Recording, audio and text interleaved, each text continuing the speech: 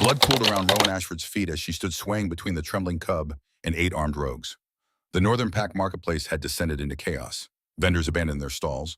Wolves scattered in every direction, some shifting mid-run, others grabbing their young and fleeing toward the tree line. But in this moment, all that existed was the cold calculation of survival and the unexpected choice of an Omega who'd never planned to be a hero. 5 years earlier, Rowan had stood in a different kind of circle. The Silverwood Pack headquarters in Montana, early autumn, the kind of crisp morning that made your breath visible and your hands ache if you didn't keep them moving. She'd been 19 then, lean and hungry with something to prove.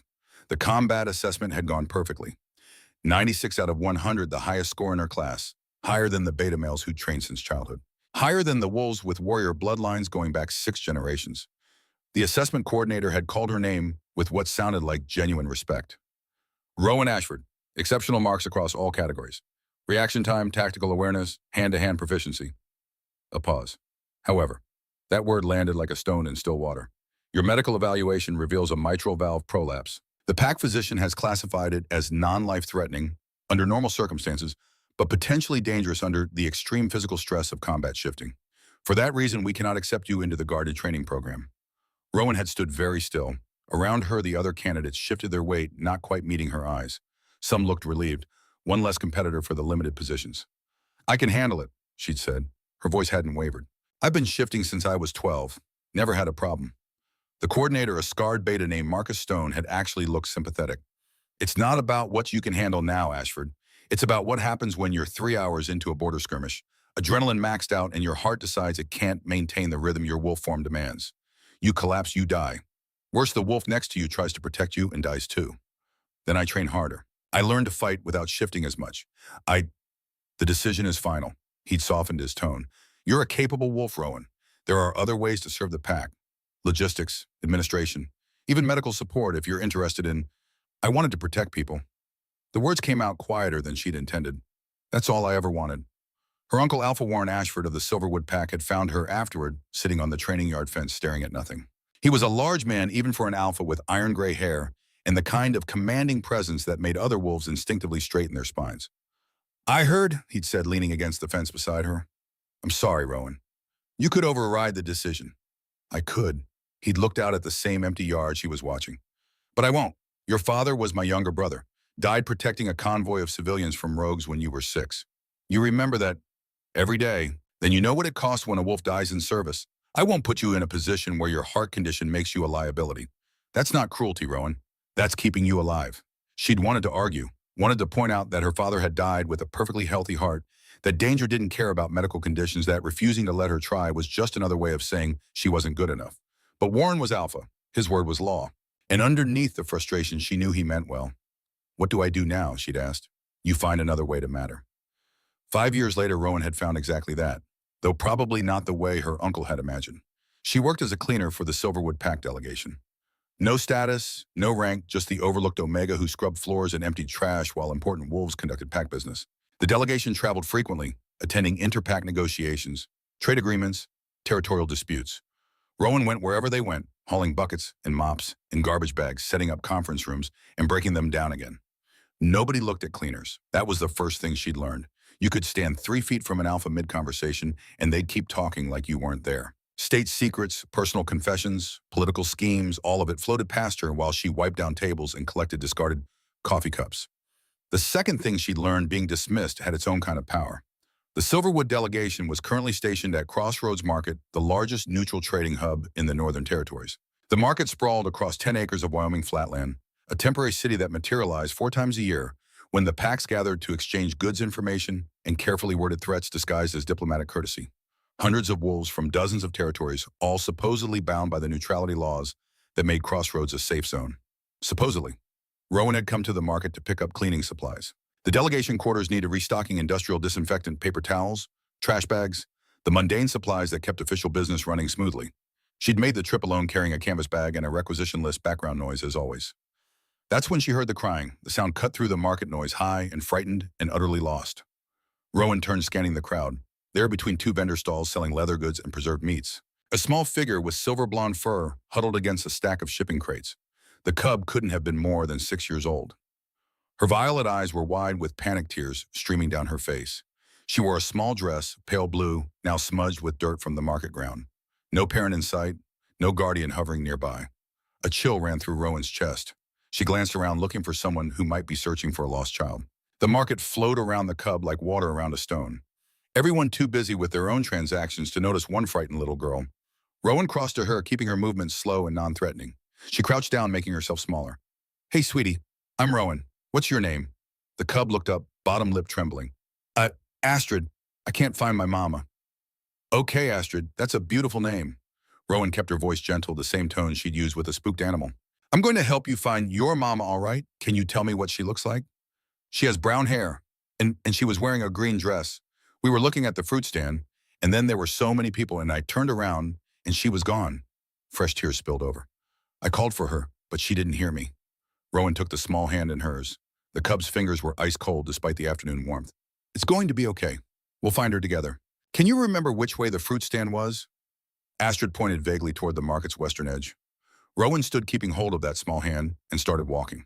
She stopped at each vendor stall, asking if they'd seen an adult she-wolf in a green dress looking for her cub. Most shook their heads. Some hadn't even noticed a lost child. One vendor, an older male selling hand-carved wooden toys, said he'd seen a woman matching that description about 10 minutes ago, heading toward the livestock pens. They turned in that direction. Astrid pressed close to Rowan's side, clearly terrified of getting separated again. You're very brave, Rowan said, squeezing the small hand. Walking around asking for help. That takes courage. I'm not brave, Astrid whispered. I'm scared. Being brave doesn't mean you're not scared. It means you keep going even when you are. That's when Rowan caught the scent. It hit her like a physical blow. Wrong. Dangerous. The acrid smell of wolves who'd been living rough, who'd stopped caring about pack bonds or territorial laws or any of the structures that kept wolf society from descending into chaos. Rogues. She stopped walking, every instinct screaming at her to run. But running meant dragging Astrid with her, and the cub's little legs couldn't match an adult's sprint. And if these rogues were what Rowan suspected, organized hunting with purpose running would only trigger their chase instincts. Astrid, Rowan said quietly, I need you to stay very close to me, okay? Don't let go of my hand. The cub nodded, violet eyes going wider. They appeared from 3 different directions, 8 of them moving through the crowd with predatory focus. They didn't look like market visitors. They wore mismatched clothing, dark and practical, designed for function rather than appearance. Several had visible scars. All of them had the lean, hungry look of wolves who'd been on the hunt for a long time. The largest of them, a massive male with a jagged scar running from his left temple to his jaw-locked eyes with Rowan. Then his gaze dropped to Astrid. Something shifted in his expression. Recognition. Triumph. Well, he said, his voice carrying across the market noise. What do we have here? The other rogues fanned out, forming a loose circle. Market-goers sensed the danger and melted away, abandoning their stalls and transactions, creating a widening space of empty ground around Rowan and the child. The scarred male stepped closer, his eyes pale gray and cold, as winter ice fixed on Astrid. That cub belongs to the Nightshade bloodline, doesn't she? I can smell it from here. Royal Pack, Northern Territories. His smile showed too many teeth. The Alpha King's heir, if I'm not mistaken. Ice flooded Rowan's veins. She'd been holding the hand of Theron Nightshade's daughter, the most powerful Alpha in the Northern Territories, the leader of the Pack coalition that had brought tentative peace to a region that had been at war for decades. Which meant these rogues weren't random bandits. They were bloodfang extremists. The splinter group that had rejected the peace treaties that believed the old ways constant territorial warfare might makes right the strong devouring the weak were the only true wolf nature, and they'd just found a prize beyond measure. She's just a child, Rowan said. Her voice came out steadier than she felt. Whatever political grudge you have, it has nothing to do with her. The scarred male, their leader, clearly tilted his head. Oh, but it has everything to do with her. The Northern King killed my mate 3 years ago during his precious peace campaign. Called it a necessary purge. Called her a terrorist. His voice dropped to a growl. I call it murder, and I've been waiting a long time for the opportunity to make him understand what he took from me. Thoughts spiraled through Rowan's mind. The market was emptying fast. Whoever was supposed to be guarding Astrid had clearly lost her in the crowd. Help might be coming, but it wouldn't arrive in time. She counted 8 rogues against 1 Omega with a heart condition and no backup. The odds were impossible. Stand aside, Omega, the leader said. His eyes gleamed with red-tinged light, wolf rising close to the surface. This isn't your fight. Rowan looked down at Astrid. The cub was shaking, pressed against her leg, looking up at her with those terrified violet eyes. Rowan thought about her father who'd died protecting civilians he didn't know.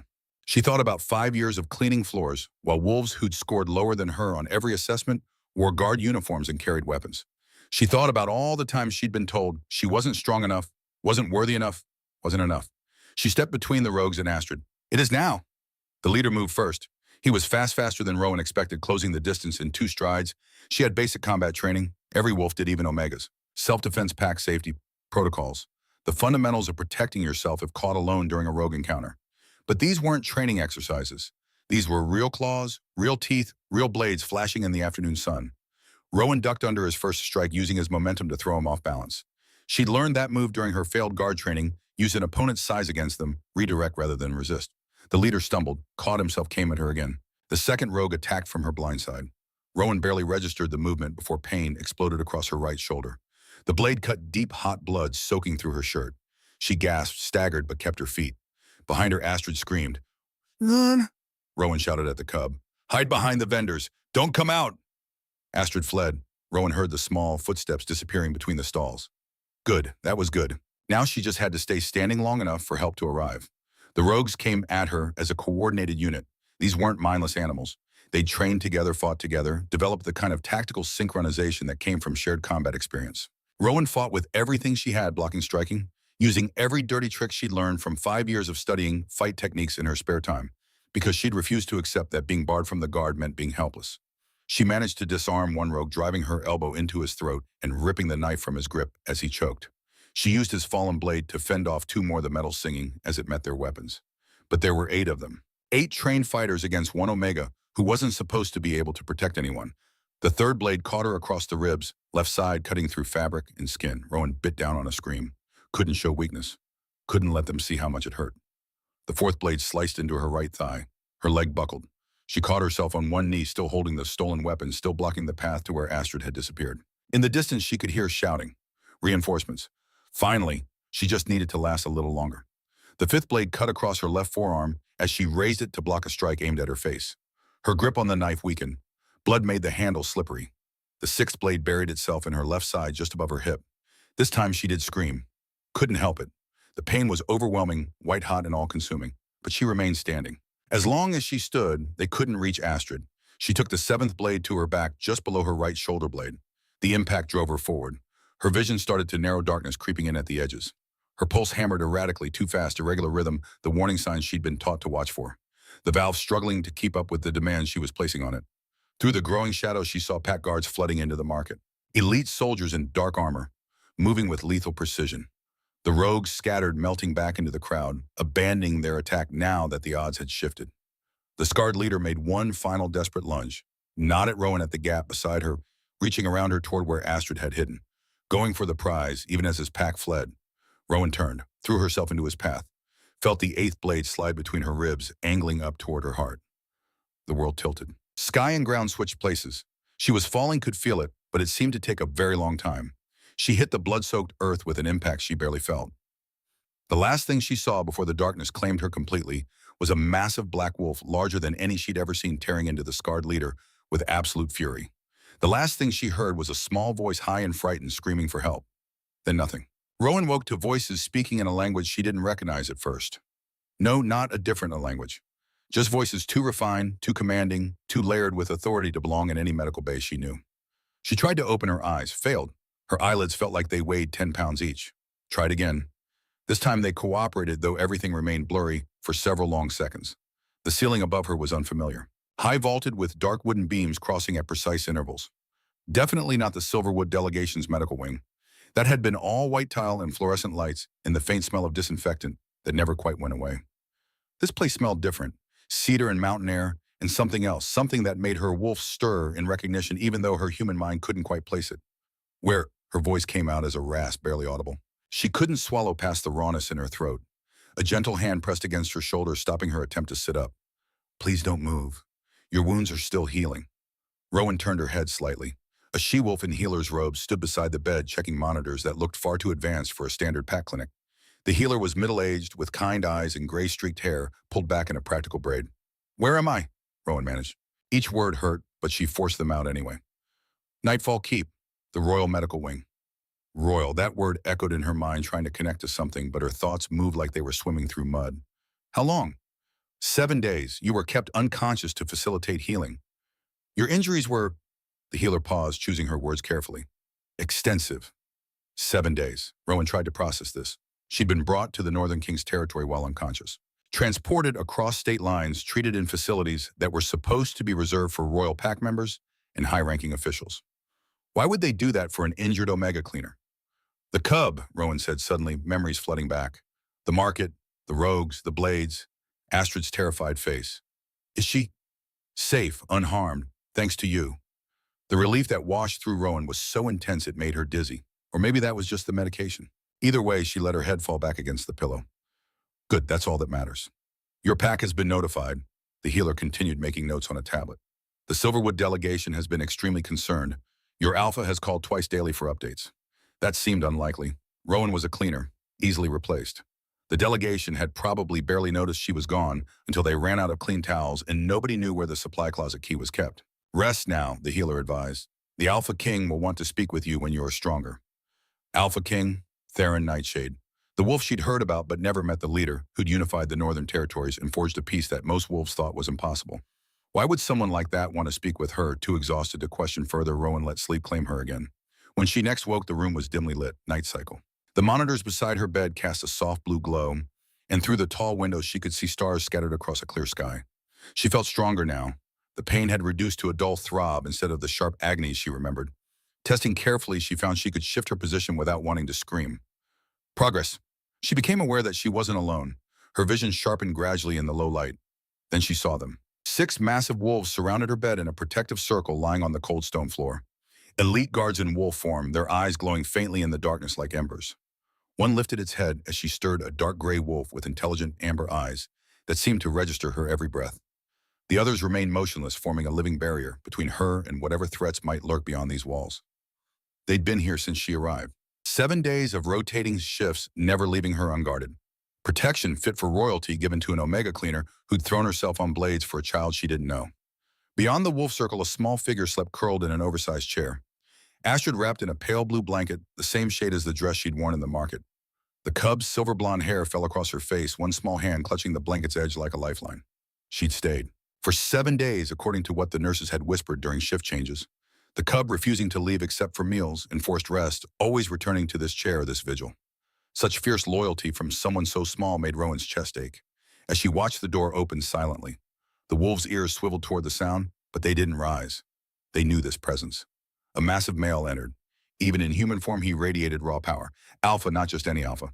The way he moved, the weight of command in every gesture, the absolute certainty that he belonged wherever he chose to stand. This was Theron Nightshade, the Northern King. He noticed Rowan was awake and approached quietly, clearly, not wanting to wake either the sleeping cub or disturb the guard wolves. Rowan tried to sit up straighter, some instinct telling her you didn't meet royalty, while lying down like an invalid. Don't. His hand stopped her gently but firmly. His voice was deep as thunder, the kind of voice that could command armies or whisper secrets.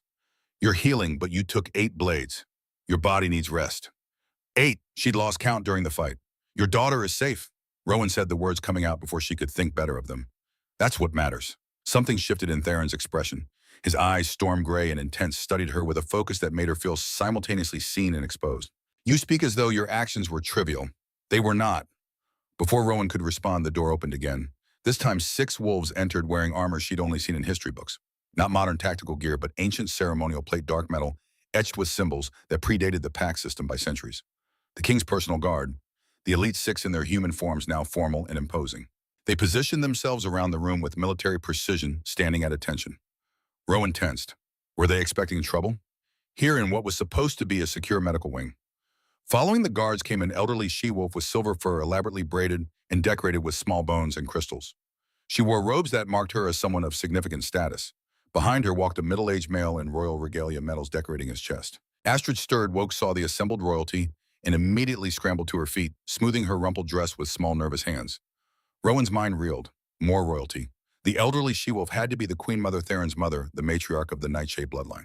The male in regalia would be the Lord Commander, head of the royal military. So this is the Omega who saved our little Astrid, the Queen Mother said, her voice carrying decades of authority tempered with genuine warmth. She approached the bed with the careful movements of age. I had to see for myself the wolf who showed such remarkable courage. I just did what anyone would do, Rowan whispered.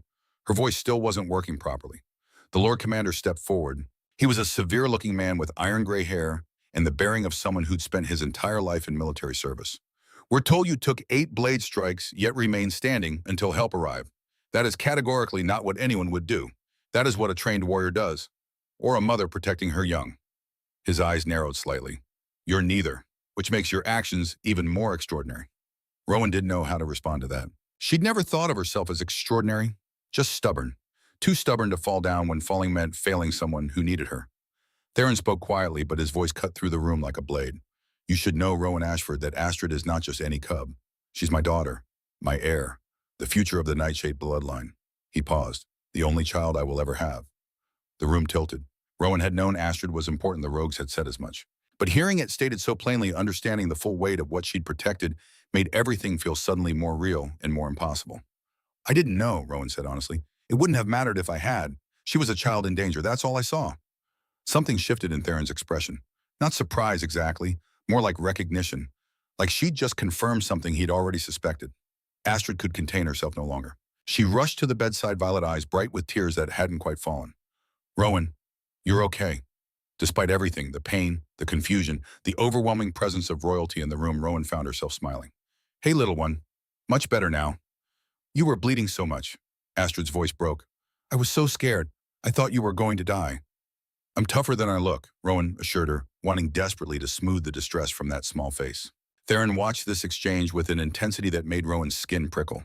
When he spoke again, his voice was gentle in a way that suggested he didn't use that tone often. Astrid, Rowan needs rest. We should let her recover. But tomorrow I can visit, Astrid asked, looking between her father and Rowan with desperate hope. Tomorrow, Theron promised. I give you my word. Astrid nodded reluctantly, then did something that made every guard in the room tense. She climbed onto the bed, carefully mindful of Rowan's injuries, and wrapped her small arms around Rowan's neck in a gentle hug. Thank you for saving me, Astrid whispered, her breath warm against Rowan's ear. You're the bravest person I know. Tears stung Rowan's eyes. She blinked hard, refusing to cry in front of the Northern King and his entire royal court. You're welcome, sweetheart. After Astrid left, after the Queen Mother and Lord Commander departed with final words of gratitude, after the Elite Six filed out in perfect formation, Theron remained. He stood beside the bed, looking down at her with that same unreadable intensity. My daughter has been asking about you constantly, he said.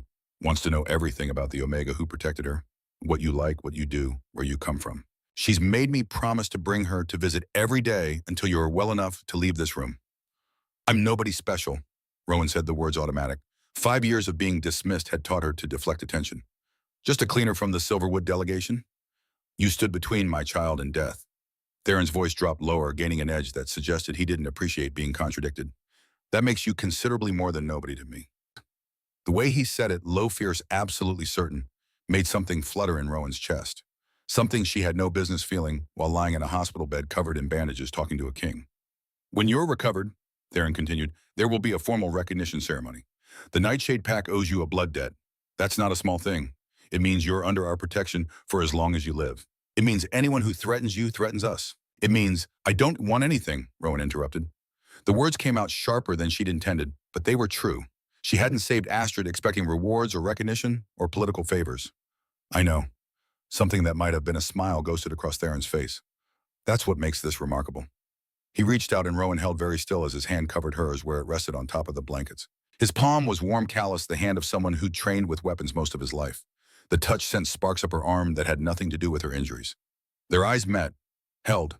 She couldn't force words past the knot in her throat as she felt the intensity in his gaze, like he was seeing past all her defenses, all her carefully maintained walls, straight through to the parts of herself she kept hidden.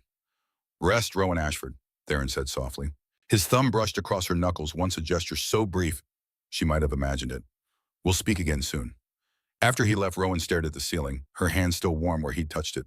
An Omega cleaner had saved the Alpha King's daughter, and now the most powerful wolf in the Northern Territories was looking at her like she mattered, like she was worth noticing. The thought terrified and thrilled her in equal measure. Rowan's recovery progressed with a speed that surprised even Dr. Lena. The royal healers employed techniques she'd never encountered in standard pack medicine, a combination of ancient herbal treatments and cutting-edge medical technology that accelerated tissue repair far beyond normal wolf healing capabilities. By the 4th day after waking, she could sit up without assistance. By the 7th, she could walk short distances, though her legs trembled with the effort and the newly healed wounds pulled tight with each step. Astrid visited every day, sometimes with attendants from the royal household, sometimes sneaking in alone when she thought no one was watching. The cub would climb into the chair beside Rowan's bed and talk about everything and nothing the birds she'd seen that morning, The book her tutor was making her read the way the cook had let her help make bread, and her hands had gotten covered in flour up to her elbows. Rowan found herself looking forward to these visits more than she wanted to admit. There was something uncomplicated about Astrid's affection, something pure that had nothing to do with rank or obligation or the complex political machinery that seemed to govern every other interaction in Nightfall Keep. "Why do you clean?" Astrid asked one afternoon. She was sitting cross-legged on the bed now that Rowan was strong enough to tolerate the movement. "You're so strong. You should be a warrior." Rowan's smile turned sad. "I tried. They said Omegas can't be warriors. That I have a heart condition that makes shifting dangerous."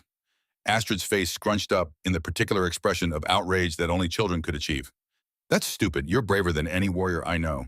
You took 8 blades and didn't fall down." "9, actually," Rowan corrected gently. She'd counted the scars during one of Dr. Lena's examinations. 8 from the market attack, plus 1 more she must have taken that she couldn't remember through the haze of pain and adrenaline. "That's even more stupid then. Anyone who says you can't be a warrior is dumb." The words settled warm in Rowan's chest, filling some hollow place she hadn't quite acknowledged was there. "You know what? You might be right." Theron appeared during many of these visits. At first, Rowan thought he was simply checking on his daughter, making sure Astrid wasn't tiring out an injured patient. But she began to notice how his eyes lingered on her when he thought she wasn't looking. How he asked about her recovery with a level of concern that seemed to go beyond simple gratitude. How he listened when she spoke, really listened like her words carried weight that mattered. One evening after Astrid had been taken to bed, Theron stayed. He'd brought 2 glasses of wine, though Rowan suspected Dr. Lena would disapprove of alcohol mixing with her medications. "May I?" He gestured to the chair beside her bed. "Of course, Your Majesty." "Theron." He settled into the chair with the easy grace of someone completely comfortable in his own body. "When it's just us, call me Theron." Something about the intimacy of that request made her pulse quicken. "Theron," she repeated, testing the name. It felt strange on her tongue. Too familiar. Too dangerous. He handed her one of the wine glasses. She took it carefully, her hands still not quite steady. The wine was dark red rich, probably worth more than she made in a month of cleaning duties. "The ceremony is planned for 5 days from now," Theron said. "If you're well enough. Dr. Lena says you're healing remarkably fast, but I won't rush you if you need more time."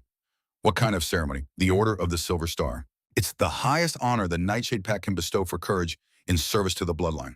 It's only been awarded 17 times in our history. The last recipient was a warrior who held a mountain pass alone for 3 days against a rebel army." He took a sip of wine. "You'll be the first Omega to receive it, and likely the first to do so for protecting the heir rather than the Alpha directly." Rowan shook her head. "I don't deserve that. I just..." "Stop." The command in his voice made her eyes snap to his. "Stop diminishing what you did. You don't get to decide whether you deserve recognition. I do, and I've decided." She wanted to argue, but something in his expression told her it would be pointless. When Theron Nightshade made a decision, mountains moved to accommodate him. "There's something else," Theron said, leaning forward. "Something I wanted to discuss before making it official." He set his wine glass on the small table beside her bed. "My advisors want me to offer you a position. Something formal to honor the blood debt and ensure you're properly compensated for what you did." A knot formed in Rowan's throat. "What kind of position?" "Astrid's personal guardian." The words hung in the air between them. Rowan stared at him, trying to process what he was suggesting. "Me guard your heir." "Who better?" Theron's voice was quiet but absolutely certain. "You've already proven you'd die for her. That's not something I can buy or command. That's loyalty that exists because you chose it. Because when the moment came, you didn't hesitate." "I have no training, no qualifications. I failed the guard assessment." "You have something better than training." He shifted closer, and Rowan could smell him now, pinane and snow, and something uniquely him that made her wolf stir with interest. "You have courage that doesn't wait for permission. Strength that has nothing to do with rank or bloodline. And Astrid adores you. She feels safe with you in a way she hasn't felt safe since..." He trailed off, but Rowan understood. Since her mother died. The unspoken truth that everyone in Nightfall Keep seemed to dance around. "What about my pack?" Rowan asked. "The Silverwood delegation has already agreed to release you from service. Enthusiastically, I might add." Something dark flickered across Theron's face. "Your Alpha seemed quite eager to be helpful when the Northern King expressed interest in one of his pack members." Of course Warren had. An Omega cleaner was easily replaced, and refusing the Northern King's request would have been politically stupid. Rowan tried not to feel bitter about it. This was how pack politics worked. She'd known that all her life. "I don't know," Rowan whispered. "This is all so much. A week ago I was buying cleaning supplies. Now you're offering me a position guarding the most important child in the Northern Territories." "I know." Theron's hand reached out, covered hers where it rested on the blanket. His thumb brushed across her knuckles, the same gesture he'd made days ago, but this time it lingered. "I'm not asking you to decide right now. Take time to think about it."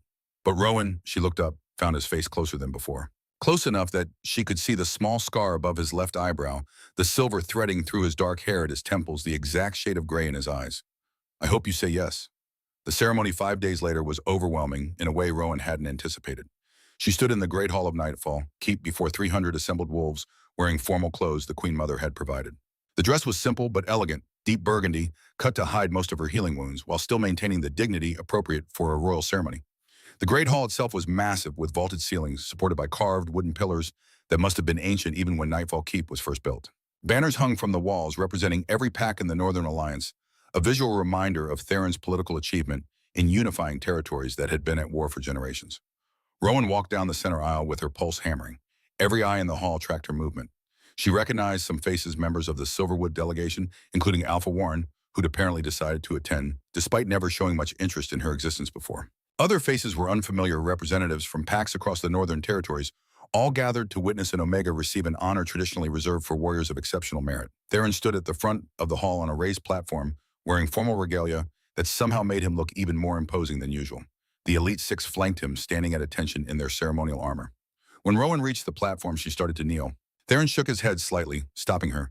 Instead, he descended the steps to meet her at ground level. Equal footing. He held the medallion in both hands, an intricate piece of silverwork, depicting a star with 8 points, each point tipped with a small sapphire emblem. It hung from a ribbon of deep blue silk. For Rowan Ashford of Silverwood, Theron announced, his voice carrying through the hall without need for amplification. Who showed us that courage knows no rank. Who protected the future of our pack without hesitation or thought for her own safety. Who proved that honor lives in the heart, not in the bloodline. He placed the medallion around her neck.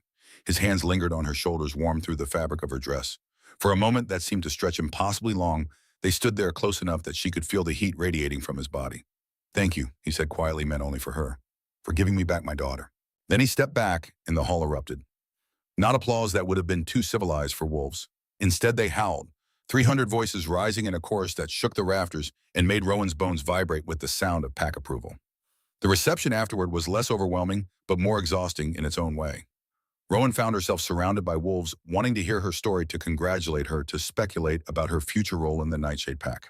Alpha Warren appeared at one point, all warm smiles and proud declarations. Always knew you were destined for greatness, Rowan, he said, gripping her shoulder like they were old friends instead of Alpha and rejected trainee. I remember telling the Guard Assessment Committee that you had real potential. They didn't listen at the time, but I always believed in you. Rowan smiled politely and said nothing. Let him rewrite history if it made him feel important. She'd learned long ago that correcting powerful wolves rarely ended well. Late in the evening, she found herself on a balcony overlooking the keep grounds, desperate for air and space, in a moment without someone staring at her. The night was clear, stars scattered across the sky, like someone had spilled diamonds on black velvet. The mountains rose in the distance, dark silhouettes against the lighter darkness of the sky. Hiding. She turned to find Theron approaching, 2 fresh glasses of wine in hand.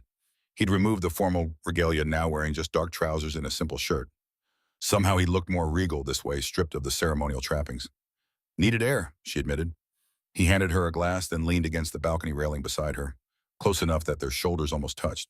You handled that well. I know it couldn't have been easy being the center of that kind of attention. I've spent 5 years being background noise. This is the opposite of my comfort zone. You're going to have to get used to being noticed, especially if you accept the guardian position. Rowan took a long sip of wine, gathering her courage. Can I ask you something first? Anything. Why do you really want me to stay? Is it truly just for Astrid? Theron was quiet for a long moment, staring out at the mountains. When he finally spoke, his voice was lower, more vulnerable than she'd heard it before. At first, yes. My daughter needs someone she can trust absolutely. Someone who's proven their loyalty beyond any possible question. He turned to face her, fully setting his wine glass aside. But if I'm being honest with myself and with you, it's not just for Astrid anymore. A tremor ran through Rowan. What do you mean? I mean that in the week you've been here, I've watched you with my daughter. Watched you refuse to diminish yourself as worth less than anyone else, despite spending 5 years being told exactly that. Watched you heal with a determination that borders on stubborn. His hand came up, cupping her face with a gentleness that seemed impossible from someone his size. I mean that somewhere between watching you wake up and watching you make my daughter laugh for the first time since her mother died, I started recognizing you not just as the Omega who saved my child, but as a woman I want to know better. She couldn't breathe past the tightness in her chest. His palm was warm against her cheek, his thumb tracing the line of her cheekbone. Theron, I'm an Omega. You're the Northern King. The Pack would never. The Pack will accept what I tell them to accept. His voice gained that edge of command, the tone of someone who'd led wolves through war in peace and never doubted his authority to do so. And I'm telling them that you are under my personal protection, that anyone who disrespects you answers to me directly. He leaned closer, his forehead nearly touching hers. Stay, Rowan, not just for Astrid. Stay because I'm asking you to, because I want you here, because from the moment I saw you lying in that medical bed covered in bandages from wounds you took from my child, something in me recognized something in you. Recognize what? The words came out barely above a whisper. My equal. Then he kissed her. Gentle at first, careful of her still healing body, but full of something that felt like promise and possibility, and all the things she'd stopped letting herself hope for years ago. His hand slid from her cheek to the back of her neck, fingers threading through her hair. Her own hands found his chest, feeling the steady thrum of his heartbeat beneath her palms. When they finally broke apart, both breathing hard, Rowan felt dizzy, like the world had tilted on its axis and nothing would ever be quite the same again. Is that a yes? Theron asked, his voice rough. Will you stay? Rowan laughed, the sound shaky but genuine. Yes, I'll stay. The smile that spread across Theron's face was devastating. He pulled her close again, this time wrapping his arms around her, carefully holding her against his chest. She could hear his heart now racing as fast as her own. Thank you, he murmured into her hair. They stood there for a long time, wrapped in each other, while the party continued inside, oblivious to the shift that had just occurred on the balcony. Rowan thought about the girl she'd been a week ago dismissed and resigned to a life of cleaning floors and being overlooked. That girl seemed impossibly distant now. The following 6 weeks passed in a blur of healing and learning. Dr. Lena cleared Rowan for light duty, which meant she began the actual work of being Astrid's guardian. The Elite Six trained her in royal protocols, defensive tactics, emergency procedures. She learned the layout of Nightfall Keep until she could navigate its corridors blindfolded. She studied the political landscape of the Northern Territories, understanding which alliances were stable and which were one provocation away from collapse. Cade Flint, one of the Elite Six, became her primary instructor. He was a lean wolf with dark hair and watchful eyes, the kind of fighter who relied on speed and precision rather than brute strength. During their training sessions, he pushed her hard, but never treated her like she was fragile. You fight dirty, he observed one afternoon after she'd used an unorthodox move to pin him. Where'd you learn that? Taught myself. The guard training assessment covered formal combat, but I figured real fights don't follow rules. Smart. He helped her up, brushing dirt from his training clothes. Most wolves rely too much on their wolf form in combat. They forget that sometimes staying human gives you more options. Rowan thought about the market attack, how she'd fought entirely in human form because shifting would have triggered her heart condition. Sometimes you don't have a choice. Cade's expression shifted, becoming more serious. The king told us about your medical situation. Said we should be aware in case you have an episode during training. I won't, Rowan said firmly. I know my limits. See, that's the thing. Cade crossed his arms, studying her. I don't think you do. I think you'd push yourself until you collapsed if you thought it would prove something. He wasn't wrong. Defensive walls slammed up anyway. I've managed fine for 5 years. By avoiding anything that might stress your system. But you're not avoiding stress anymore. You took 9 blades and survived. That's not managing, that's luck. He softened his tone. I'm not saying you can't do this job. I'm saying you need to be honest about your limitations so we can work around them. A guardian who drops dead from a heart attack is no good to anyone. The bluntness stung, but Rowan recognized the truth in it. What do you suggest?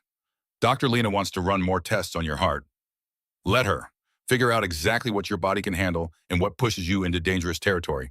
Then we train accordingly. Rowan nodded slowly. Okay, I can do that. The test revealed something, Doctor. Lena hadn't expected. She called Rowan into her office 3 days later, tablet in hand, expression somewhere between concerned and fascinated. Your valve is healing, Dr. Lena said without preamble. Not just scarring over or stabilizing, actually repairing itself. The structural abnormality that's been present since birth is correcting. Rowan stared at her. That's not possible. Hearts don't spontaneously heal structural defects. They don't, which is why I've spent the last 72 hours running every test I can think of trying to figure out what's causing it. Dr. Lena pulled up an image on her tablet showing a detailed scan of Rowan's heart. The only variable that's changed in your medical history is the alpha blood transfusion we gave you to stabilize you after the attack. Theron's blood. Yes. Alpha blood in an omega is rare. We usually avoid cross-ranked transfusions because the biological compatibility is questionable. But you were dying, and the king insisted we use his blood specifically. He said his wolf was demanding it, some instinct he couldn't explain. Dr. Lena set the tablet down. Whatever the reason, his blood is doing something remarkable to your system. The mitral valve prolapse is correcting. Your heart rhythm is stabilizing. In another few weeks, I think you'll be able to shift safely for the first time in years. The room seemed to tilt. Rowan gripped the edge of Dr. Lena's desk, trying to process what she was hearing. 5 years. 5 years of being told her body was broken, that she'd never be whole, that shifting would always be a potentially fatal risk. And now you're sure Her voice came out barely above a whisper. I'm monitoring it closely, but yes, the evidence is clear. Your heart is healing, Rowan. You're going to be able to shift again. Rowan made it halfway down the corridor before she had to stop pressing her back against the wall as tears streamed down her face. She'd spent so long building walls around the grief of what she'd lost. The career she couldn't have, the identity. As a warrior, she'd been denied the simple freedom of shifting forms that other wolves took for granted.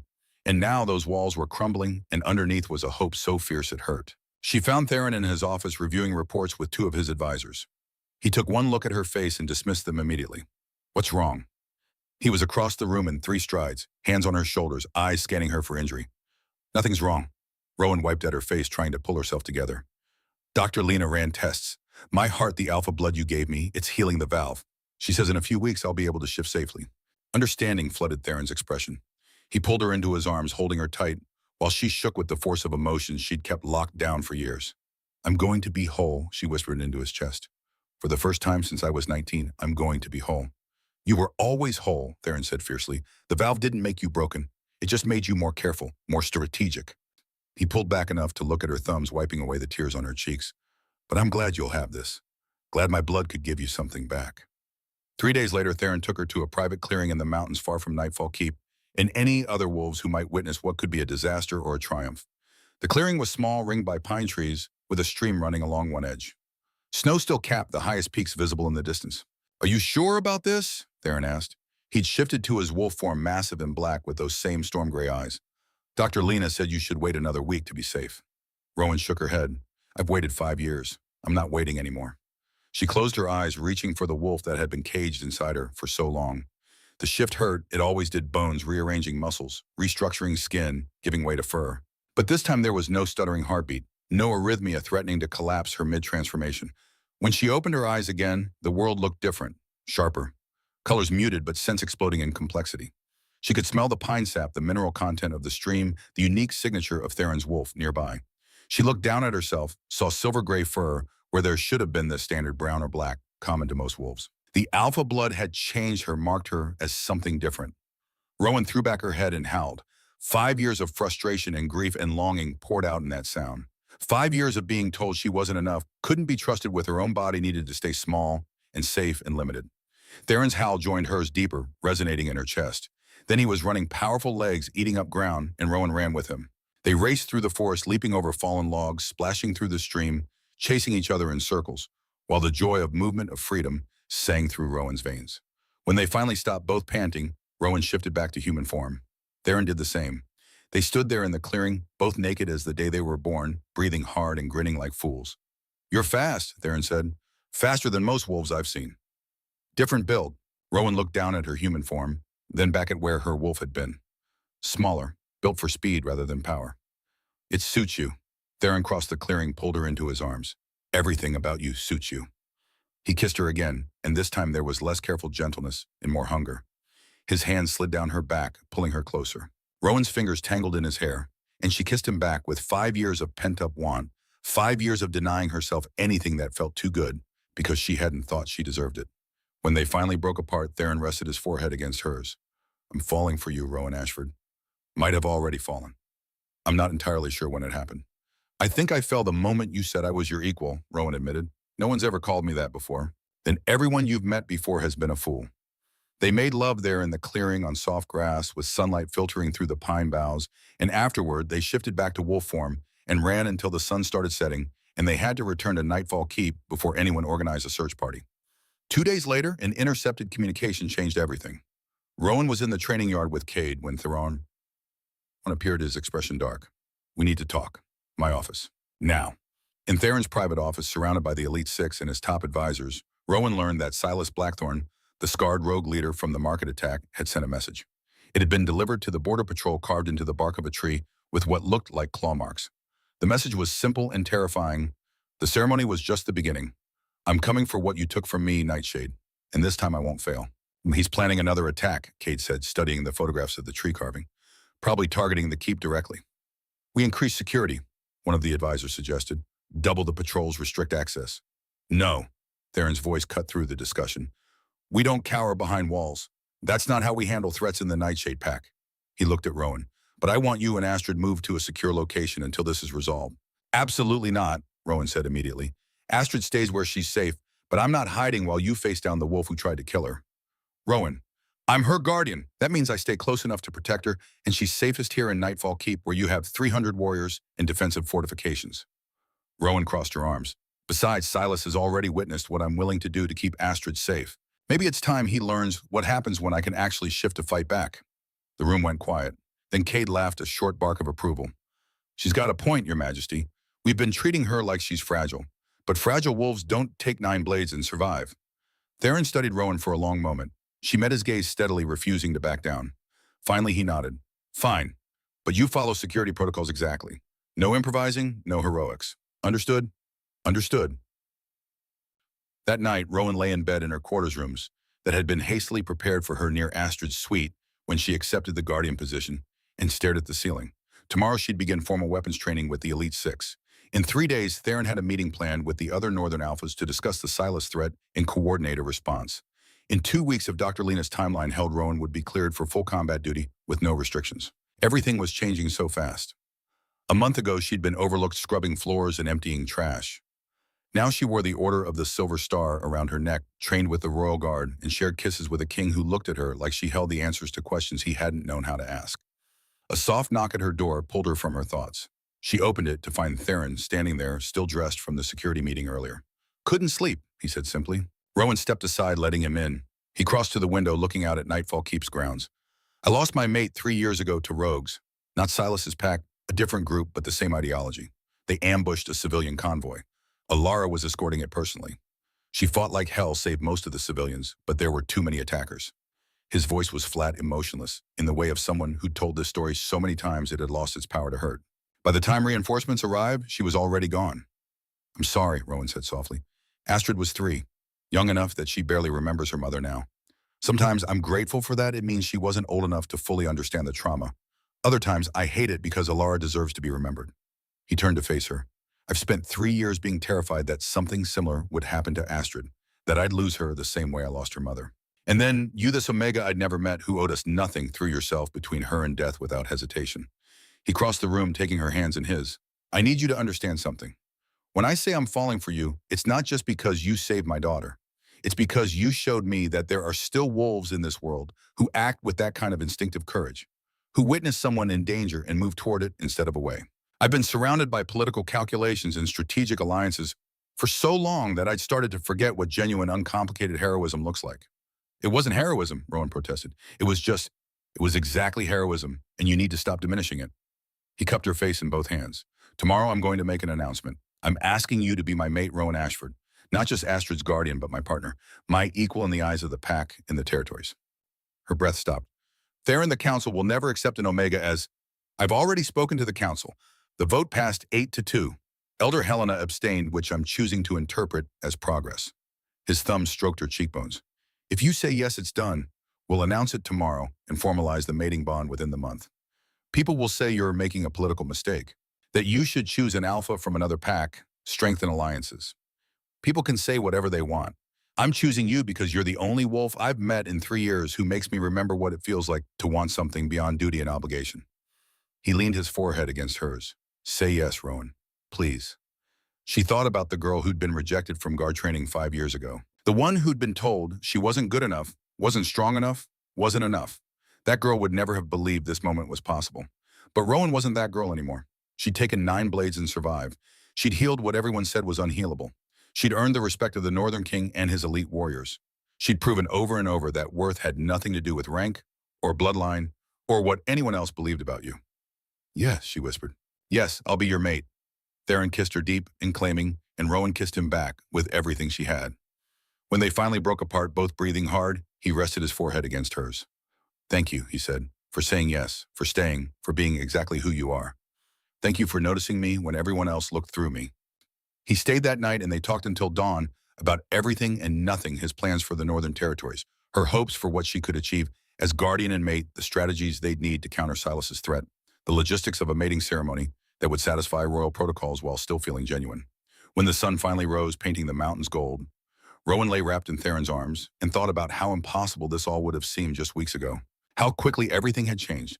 How terrifying and perfect it felt to be truly witnessed by someone who commanded the respect of thousands, but chose to give his heart to her.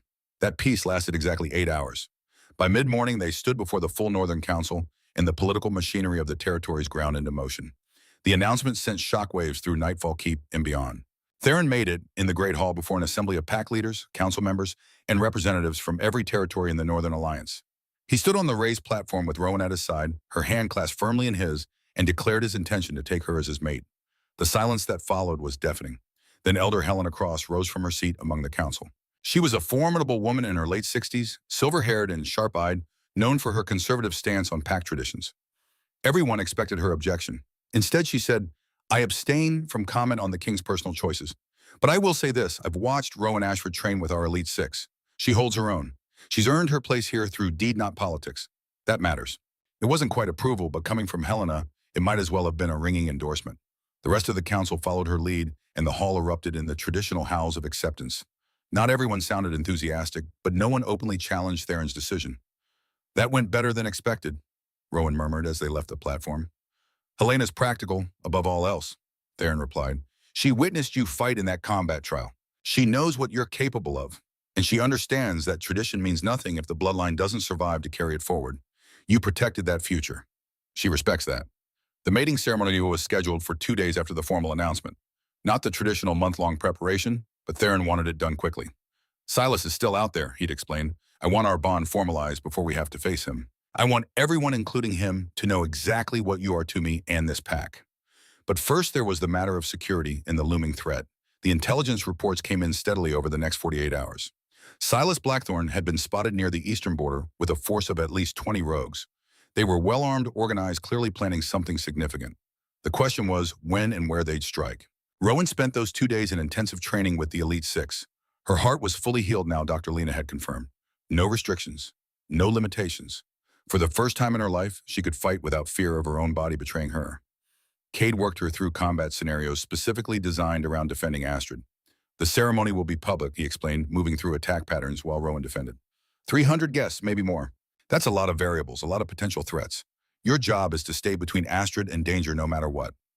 What if the danger comes from multiple directions? Then you prioritize based on immediacy and lethality. Trust that the Elite Six will handle perimeter threats. Your only concern is the air. Everything else is secondary. They ran the scenarios over and over until Rowan's muscles ached and sweat soaked through her training clothes. But by the end of the second day, she could respond to threats without thinking, her body moving on instinct and training rather than conscious decision. "You're ready," Cade said as they finished the final run-through. "More ready than most wolves who've trained their whole lives for this." That night, Rowan checked on Astrid before bed. The cub was already in her pajamas, sitting cross-legged on her bed with a book open in her lap. "Can't sleep?" Rowan asked from the doorway. Astrid looked up, smile bright. "I'm too excited about tomorrow. You are really going to be my new mama." Rowan crossed to the bed, sitting on its edge. "I'll be your guardian, and your father's mate. That makes us family, yes."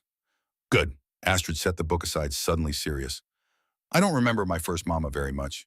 Just little things, the way she smelled, how she used to sing to me at bedtime. Dad says she was brave. I'm sure she was incredibly brave." "Are you scared?" Astrid asked. "About tomorrow." Rowan considered lying, giving the easy reassurance that adults often offered children. But Astrid deserved honesty. "A little. It's a big change, but I'm also excited. Your father is a good man, and you," she tapped Astrid's nose gently, "are the best part of all of this." "Will you sing to me?" Astrid's voice went small, like my mama used to. A lump formed in Rowan's throat. She didn't know what songs Alara had sung, but she remembered the lullabies her own mother had offered before she died. Old pack songs passed down through generations. She started singing soft and low, and Astrid's eyes drifted closed.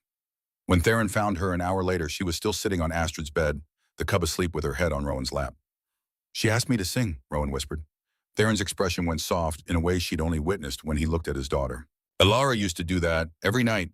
He crossed to the bed, carefully lifting Astrid and tucking her under the covers. "Thank you for being what she needs. She makes it easy." They left Astrid's room together, walking through the quiet quarters of Nightfall Keep.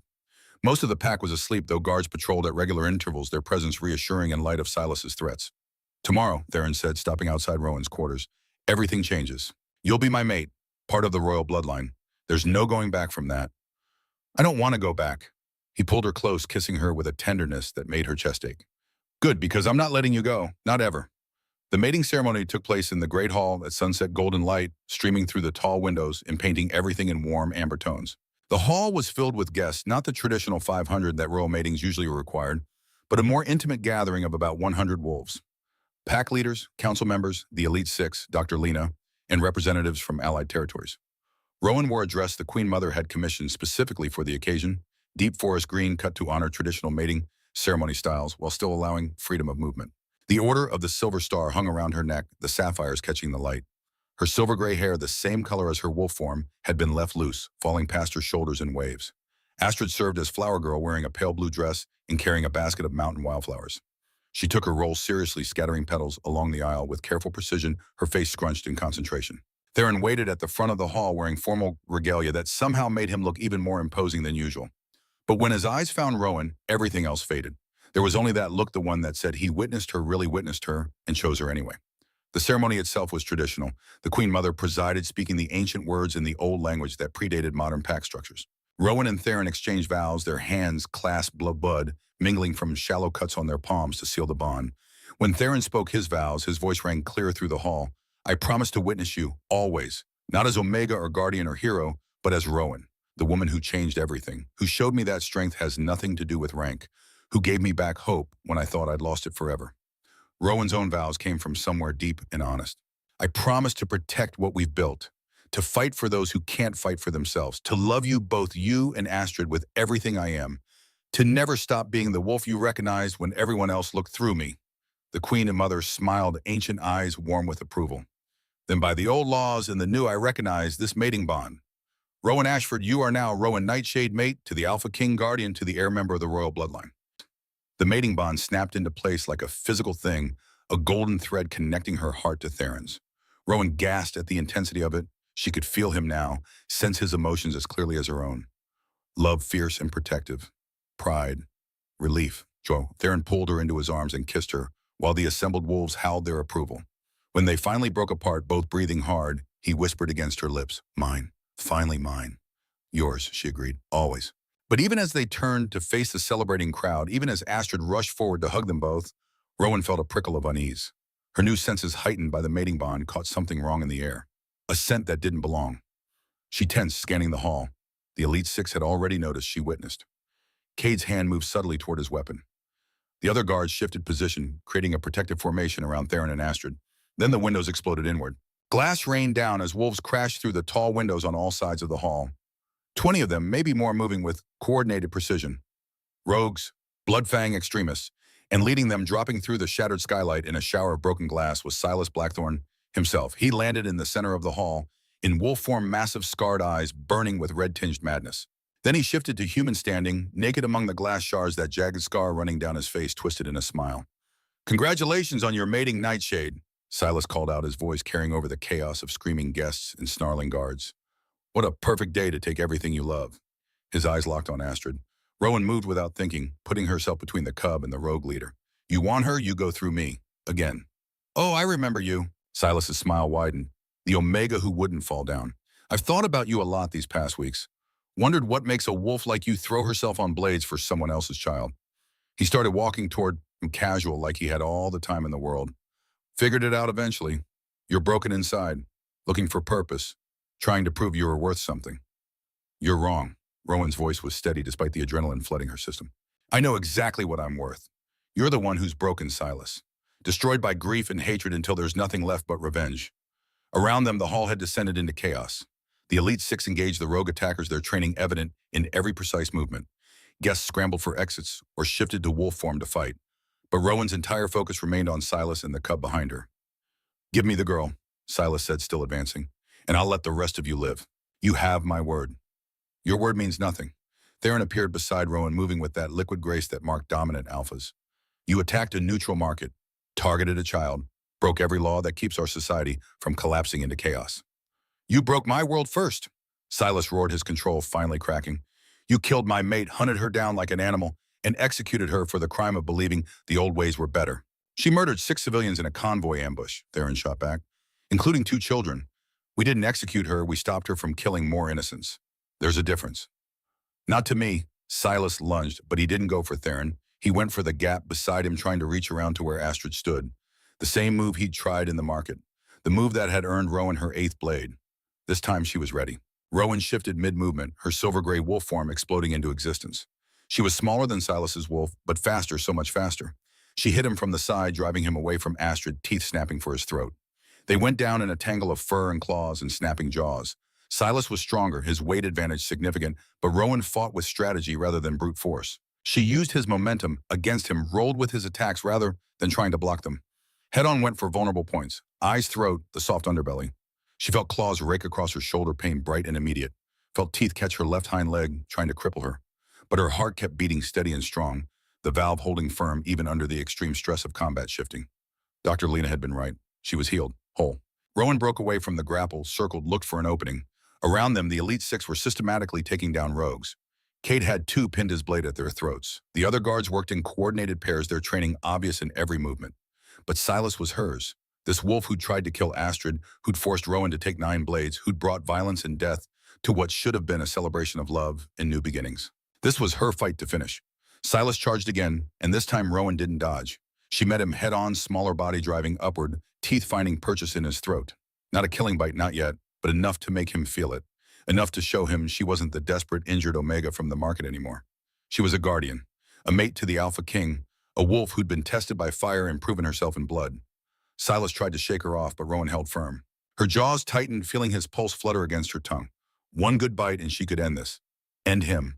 Make sure he never threatened Astrid again. But then she remembered Astrid's question from the night before. Are you scared? In her own response, a little. But I'm also excited. This wasn't excitement. This was fear and anger, and the dark satisfaction of having an enemy helpless beneath her. This was becoming exactly what Silas had become, so consumed by the need for vengeance that nothing else mattered. Rowan released her grip, backed away. Around them, the fighting had stopped. The rogues were subdued or dead, the Elite Six standing guard over the survivors. The hall had gone quiet except for the heavy breathing of wolves and the whimpers of the injured. Silas shifted back to human form, blood running from the wound on his neck. He stared at her, confusion clear in his eyes. Why didn't you kill me?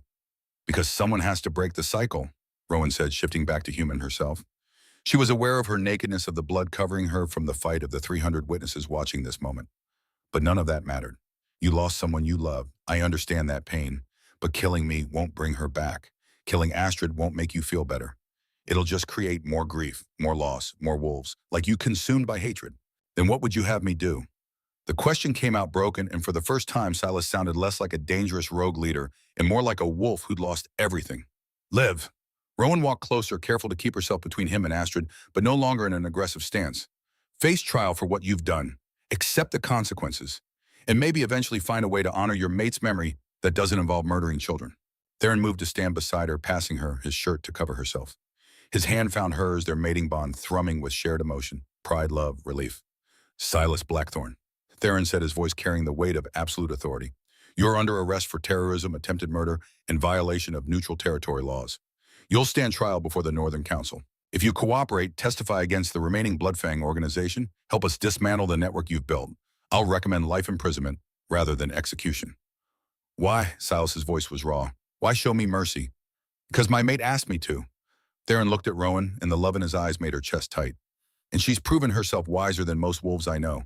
If she thinks you deserve a chance to choose a different path, then I'm willing to honor that. The Elite Six moved in, binding Silas and the surviving rogues with silver chains that would suppress their ability to shift. Guests began emerging from hiding, murmuring among themselves about what they'd witnessed. Dr. Lena was already moving through the hall, assessing injuries, directing her medical staff. Astrid appeared at Rowan's side, eyes wide. You didn't kill him. No, sweetheart, I didn't. Why not? He tried to hurt us. Rowan knelt down so she was eye level with the cub.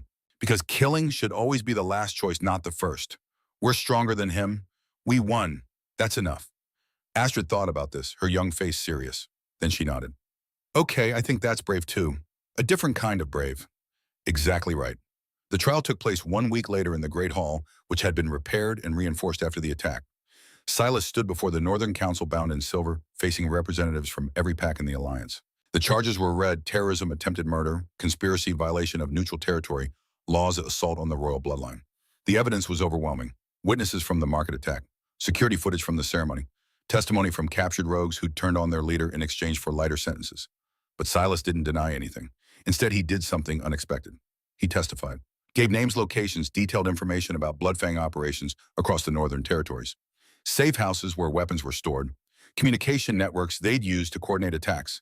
plans for future operations that had been in development. Why are you cooperating? Elder Helena asked, her sharp eyes studying him. You could have stayed silent, made us work for this information. Because that Omega was right.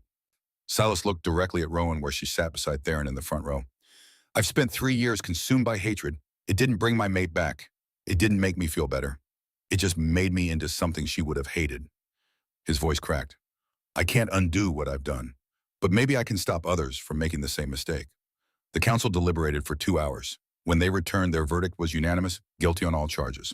The sentence, life imprisonment in the Northern Territory's maximum security facility with the possibility of parole after 20 years, if he continued to cooperate and show genuine rehabilitation. As the guards led him away, Silas paused beside Rowan. Thank you, he said quietly, for showing mercy when I didn't deserve it. Everyone deserves the chance to choose a better path, Rowan replied. Whether you take that chance is up to you. The weeks following the trial passed in a blur of recovery and reorganization. The Bloodfang network was systematically dismantled using the information Silas had provided. 43 rogues were arrested. 3 safe houses were raided, yielding enough weapons and explosives to supply a small army. The threat that had hung over the Northern Territories for years was finally decisively ended. Rowan threw herself into her duties as Astrid's guardian and Theron's mate. She trained daily with the Elite Six, her skills improving rapidly now that her heart was fully healed. She attended council meetings, learning the complex political landscape of interpack relations. She started a project she'd been thinking about since the trial, a combat training program for Omegas who wanted to learn self-defense, but had been denied access to traditional warrior training. I want to call it the Northern Omega Defense Academy, she told Theron one evening as they reviewed her proposal. Open to any Omega from any pack in the Alliance. Free instruction from volunteer teachers. I've already got Kate on board and 2 other Elite Six members said they'd help. Theron looked over the detailed curriculum she'd drafted. This is ambitious. You're talking about fundamentally changing how Omegas are perceived in our society. Is that a no? That's a yes. He pulled her into his lap, kissing her soundly. I'm in awe of you. You know that, right? You went from background noise to revolutionary in the span of 2 months. I just want other wolves to have the chances I didn't. To not spend years being told they're not good enough when they just need someone to believe in them. The academy opened 6 weeks after the mating ceremony. The first class had 25 students ranging in age from 16 to 48. Wolves who'd been denied guard training for various reasons, health conditions, age pack politics. Rowan taught them everything she'd learned: how to fight without shifting, how to use an opponent's size against them, how to turn everyday objects into weapons, how to assess threats and protect others. 3 other packs, including Silverwood, requested permission to send students. Alpha Warren himself appeared at Nightfall Keep to discuss the program. I was wrong about you, he said, meeting Rowan in Theron's office. Wrong to reject your guard application. Wrong to assume you couldn't contribute just because of a medical condition. You've proven that and more. Rowan studied her uncle, this wolf who'd shaped so much of her early life through his rejection. You were doing what you thought was right. Protecting me, I understand that now. Still, I'm sorry, and I'd like to make amends by supporting your academy. Silverwood will send 5 students to your next class and provide funding for training equipment. I appreciate that. Rowan kept her voice neutral. She'd moved past needing his approval, but she wouldn't reject genuine support. But understand, this isn't about Silverwood looking good. It's about giving Omegas real opportunities. I know, that's why I'm doing it. 4 months after the mating ceremony, Rowan stood in the academy training yard watching her first graduating class demonstrate their skills. 25 students who'd entered uncertain and been told their whole lives they weren't strong enough. Now they moved with confidence, executing complex defensive maneuvers, working in teams protecting simulated civilians from simulated threats. Astrid sat on the fence beside Theron, watching with rapt attention. When I'm older, can I train there too? She asked. You're the heir, Theron replied. You'll have private tutors, the best training available. But I want to train with the other Omegas. Learn what Rowan teaches. Theron looked at Rowan, one eyebrow raised. She smiled. I think that could be arranged in a few years when you're old enough. After the demonstration ended and the students dispersed, Dr. Lena approached with a tablet in hand. I have your latest test results. Her pulse skipped. She'd been feeling off lately, tired, occasionally nauseous, her sense of smell even more acute than usual. She'd suspected but hadn't let herself hope. You're pregnant, Dr. Lena confirmed, smile warm. About 6 weeks along, the baby's healthy, strong heartbeat, no complications. Rowan's hand went to her still flat stomach. A baby. She was going to have Theron's child. Astrid was going to be a big sister. You're sure? Her voice came out shaky. With my medical history, your heart is completely healed. There's no reason you can't carry to term safely. I'll want to monitor you closely, but I expect a normal pregnancy. Dr. Lena squeezed her shoulder. Congratulations, Rowan. That night after Astrid had been put to bed, Rowan told Theron. They were in their private quarters, the rooms they now shared as mates, with windows overlooking the mountains. I'm pregnant. Theron went very still. Then he crossed the room in 3 strides, pulling her into his arms. You're sure, Dr. Lena confirmed. 6 weeks, due in about 7 months. He kissed her deep and fierce and full of joy. When he pulled back, his eyes were bright. We're having a baby. Astrid's going to have a sibling. Are you happy? Rowan asked, needing to hear it. Happy doesn't begin to cover it. Terrified, yes, but mostly just... He placed his hand over her stomach palm, warm through her shirt. Grateful. For you. For this. For the family we're building. 6 months later, Rowan stood in the academy training yard again, this time visibly pregnant, at 7 months teaching advanced combat techniques to her second class of students. 50 students this time. Word had spread about the program's success, and wolves from across the territories wanted to participate. She'd modified her teaching methods to accommodate her changing body, focusing more on theory and demonstration, while having senior students from the first class handle the physical sparring. But she still showed up every day, still poured her energy into making sure these wolves had the chances she'd been denied. The graduation ceremony for the first class had been a formal affair, attended by pack leaders and council members. 12 of the 25 graduates had received offers to join pack guards in various territories. 3 had been recruited by the Elite Six as support staff with paths to full membership. The rest had returned to their packs with new skills and new confidence. The statistics spoke for themselves. Territories with trained Omegas in security roles showed a 42% decrease in successful attacks against civilians. The Northern Alliance was safer, stronger, more unified than it had been in generations. Astrid, nearly 7 years old now, had become the Academy's unofficial mascot. She attended demonstrations, cheered for students, and constantly pestered Rowan about when she'd be old enough to train officially.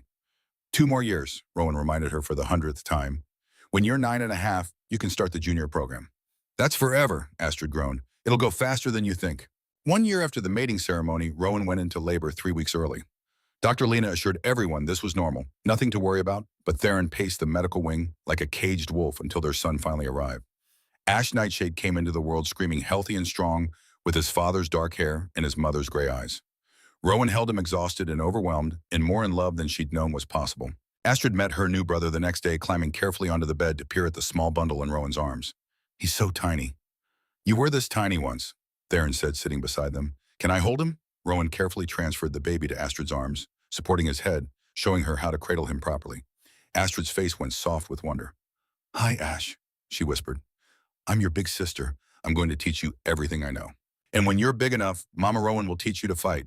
You're going to be so strong. Tears stung Rowan's eyes. She didn't bother hiding them. A year ago, she'd been overlooked, convinced she'd never matter to anyone. Now she sat surrounded by family, her mate, her daughter, her son, at the center of a life she'd never imagined could be hers. 2 years after the mating ceremony, on the anniversary of the market attack that had changed everything, Rowan stood at the memorial stone in Crossroads Market. The stone bore 8 names wolves who died in various Bloodfang attacks over the years, including Elara Nightshade. Theron stood beside her, one hand holding Astrid's, the other supporting 18-month-old Ash on his hip. They'd made this pilgrimage together, a family honoring the past while celebrating how far they'd come. Mama Elara, Astrid said softly, touching the carved name. And Mama Rowan. She looked between the stone and Rowan. Both heroes. Your first mama would be very proud of you, Rowan said, crouching down to Astrid's level. You've grown so much, become so brave and kind. A young Omega approached hesitantly. She couldn't have been more than 19, with nervous eyes and hunched shoulders that spoke of someone used to making themselves small. Excuse me, she said. Are you Rowan Nightshade, the one who started the Defense Academy? I am. The girl's face transformed with relief and hope. I just got accepted to your program. I start next month. I wanted to say thank you. I've spent my whole life being told I'm not strong enough to protect anyone. Your academy, what you're doing, it means everything to wolves like me. It means we're not overlooked anymore. Tears pricked Rowan's eyes. She took the girl's hand. You were never invisible. The world just wasn't looking. But it's looking now. After the girl left, Theron pulled Rowan close. Ash grabbed a fistful of her hair, babbling happily. Astrid wrapped her arms around both their legs in an enthusiastic hug. You changed the world, Theron murmured into Rowan's ear. One blade wound at a time, one student at a time, one wolf brave enough to stand when everyone said she should fall. Rowan looked at the memorial stone, then at her family, then at the market around them. Wolves from a dozen territories trading peacefully, children playing without fear, Omegas walking with their heads held high instead of hunched in defensive postures. She thought about the girl she'd been rejected and dismissed, scrubbing floors while dreaming of a purpose that seemed impossible. She thought about the 8 blades she'd taken, each one a choice to stand rather than flee. She thought about waking up surrounded by wolves who recognized her worth when she'd stopped recognizing it herself. I took 8 blades for a child I didn't know, she said quietly, and woke to find a pack of wolves at my bed. Not as guards keeping watch over an injured Omega. As family. As witnesses to my worth. As proof that sometimes the strongest thing you can do is just refuse to fall even when every wound tells you that you should. Theron kissed her temple. Astrid squeezed tighter. Ash laughed and grabbed her nose with sticky fingers. No regrets, Theron asked. Rowan looked at everything she'd built, everything she'd become, everyone she'd saved and taught and inspired. She thought about overlooked Omegas across the territories who were learning they could be warriors. About rogues who'd been given second chances instead of executions. About a little girl who felt safe enough to laugh and dream because someone had shown her that protection didn't require perfection. Not even one, she said. And in that moment, standing at a memorial to the dead, while surrounded by the life she'd fought for Rowan Nightshade, former cleaner guardian of the air mate to the Alpha King mother-teacher survivor, finally allowed herself to believe what everyone else had been trying to tell her for 2 years. She was enough. She'd always been enough. The wounds had just helped her prove it. Behind them, the sun set over Crossroads Market, painting the mountains in shades of gold and purple. Wolves from a dozen packs moved through the stalls in peace. Young Omegas walked with their heads high. Somewhere in the Northern Territory, students were training at her academy, learning they could be strong. The world kept turning. The peace held. And the overlooked Omega who'd refused to fall had become the legend who taught an entire generation that worth had nothing to do with rank and everything to do with the choices you made when no one was watching.